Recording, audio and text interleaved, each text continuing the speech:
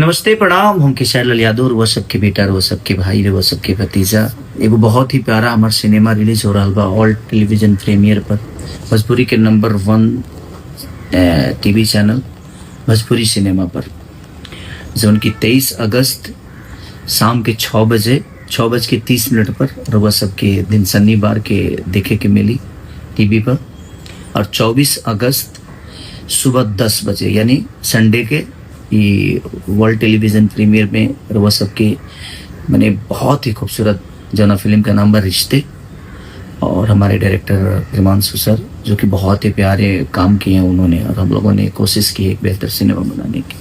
तो वो लोग जरूर होकर के देखी 23 अगस्त के शाम 6:30 बजे और 24 अगस्त के सुबह 10 बजे भोजपुरी के नंबर 1 चैनल भोजपुरी सिनेमा पर।